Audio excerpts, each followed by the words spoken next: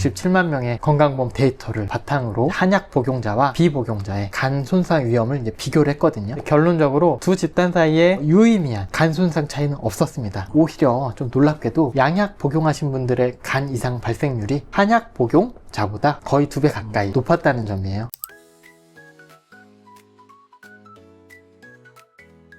지금이야 좀 덜해졌지만 진료실에서 환자분들이 한약 얘기를 하면은 한 번씩 이렇게 먼저 물어보는 경우가 있죠. 한약 먹으면 간 나빠지는 거 아니에요? 정말 좀 한 번씩 많이 듣는 질문이고 아직도 많은 분들이 걱정을 하시는데요. 이런 얘기 들으면 좀 의아한 점이 있죠. 왜 우리 그 닭백숙 먹으러 갔을 때 그냥 일반 백숙보다는 한약재 듬뿍 들어간 한방백숙을 더 비싼 돈을 지불을 하고 그걸 선택을 하시잖아요. 뭔가 좀 의아하죠. 실제로 한약이 간에 무리가 갈 수가 있는 건지, 그리고 이러한 잘못된 인식이 왜 여전히 남아 있는 건지 설명 부탁드리겠습니다. 네, 이 질문은 아마도 제가 지금까지 진료를 하면서 가장 많이 들었던 그렇죠. 그런 질문 같아요. 그래서 네. 꼭 말씀을 드리고 싶었는데 좋은 기회가 될 것 같습니다. 네. 이게 이제 결론적으로 말씀을 드리면 현재 우리가 이제 한의원에서 정상적으로 한의사에게 진단을 받고 처방받은 한약은 간에 무리를 줄 가능성이 매우 낮습니다. 한약재는 용도에 따라서 요새 의료용 한약재하고 식품용 한약재로 구분이 되어서 유통되고 있는 지 되게 오래되었어요.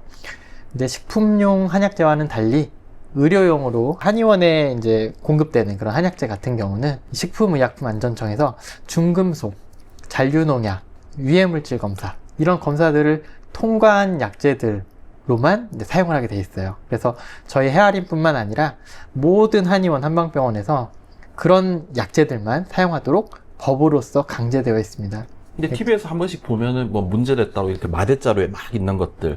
그런 거는 정상적인 어떤 유통 경로를 거친 약들은 아닌 그죠. 거죠. 식품의약처에서 허가된 의료용 한약재는 아니고. 거죠. 네. 이렇게 아닌 거죠. 그런 거에 대해서 이제 오해가 많이 생기는 것 같습니다. 이제 한의원에서 사용되는 의료용 한약재는 식약청의 엄격한 기준을 거쳐 유통되고 조제 역시 한의사의 처방에 따라 안전하게 이루어진다는 부분을 다시 한번 말씀드리고요.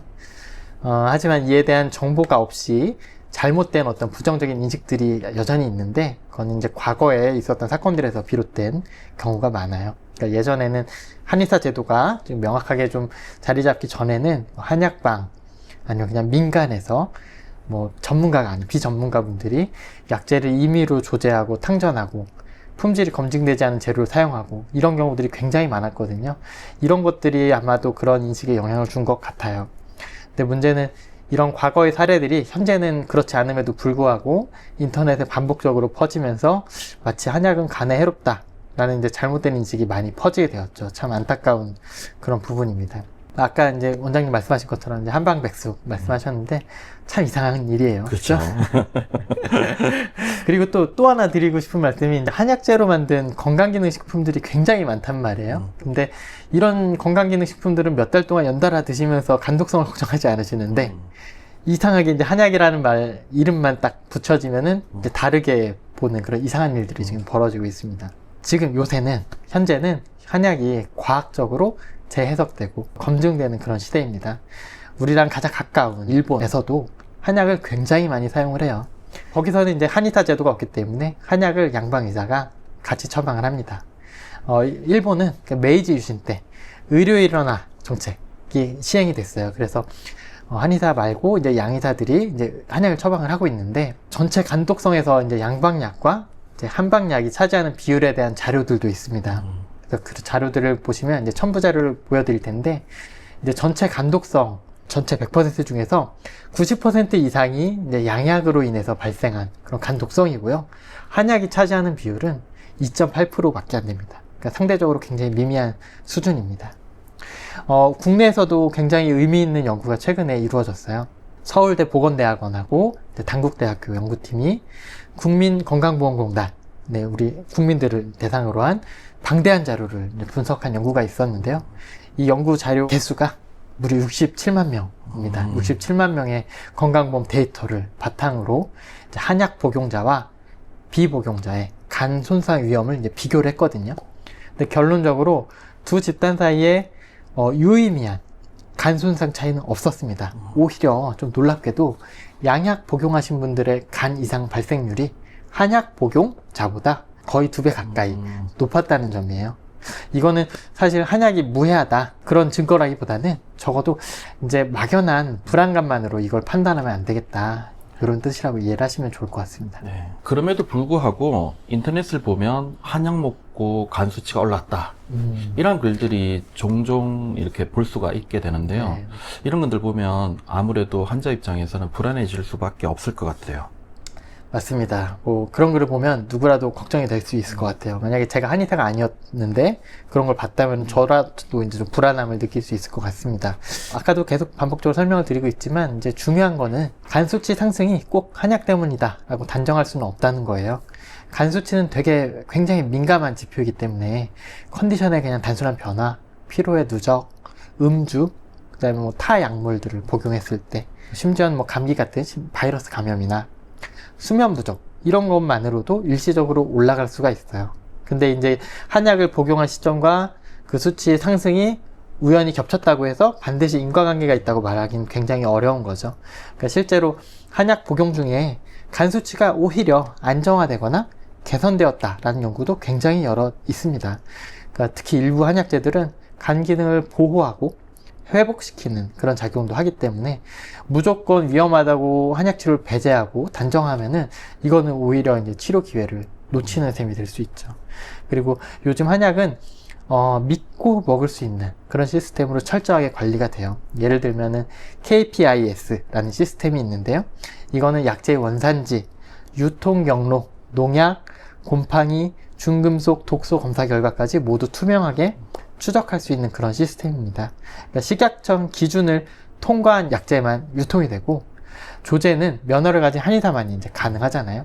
병원에서 사용하는 약재는 입고부터 조제, 탕전, 환자에게 투여되기까지 모든 과정이 기록에 남습니다. 그래서 과거와 비교했을 때 품질과 안정성 면에서는 비교할 수 없을 정도로 이제 향상된 상태라고 볼 수 있어요. 그럼 좀 전에 오히려 간에 도움이 되는 한약재도 네. 있다라고 말씀하셨는데, 네. 어떤 약재들이 그런 기능을 갖고 있을까요? 저희가 뭐 한약 처방할 때 간 기능 회복을 위해서 심심치 않게 특정한 약재를 더해가지고 사용하고 있잖아요. 맞아요. 한약에서도 예로부터 간 기능을 돕고 피로를 해소하고 독소를 배출하는 그런 작용이 있는 약재들을 다양하게 사용을 해왔습니다. 최근에는 이러한 약재들의 효능들이 과학적으로도 속속 입증이 되고 있고요.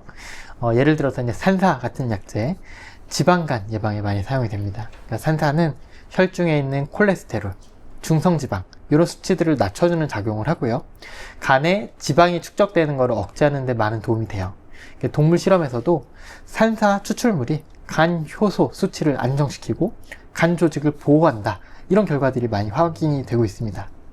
그리고 또 하나 더 예를 들면 이제 복령인데요.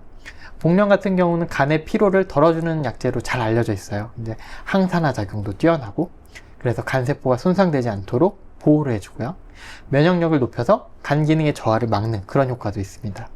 그리고 울금, 흔히 우리가 강황이라고 부르는 이 약재에는 커큐민이라는 이제 성분이 들어있어요. 커큐민은 염증을 억제하고 간세포의 회복을 돕는 데 강력한 작용을 해요. 커큐민의 간 섬유화 억제 작용은 이미 다수의 논문에서 입증이 되었고요. 최근에는 커큐민을 간 건강 보조제로 개발하려는 움직임도 굉장히 활발합니다. 그리고 감초도 빼놓을 수 없는데요. 감초는 염증 억제, 해독제 작용이 이제 뛰어난 약재죠. 일본에서는 감초에서 유래된 성분인 글리시리진, 이 성분을 실제로 만성 간염 치료에 주사제로 쓰이고 있어요. 그러니까 감초는 간세포의 손상을 완화하고 회복 속도를 높이는데 마찬가지로 효과가 있습니다. 이렇듯이 이제 한약 중에는 간에 도움을 주는 약재들이 상당히 많고요. 이 약재들이 단독으로가 아니라 환자의 상태에 맞는 복합 처방으로 이제 작용을 하기 때문에 실제 효과는 훨씬 더 유기적이고 체계적으로 일어납니다.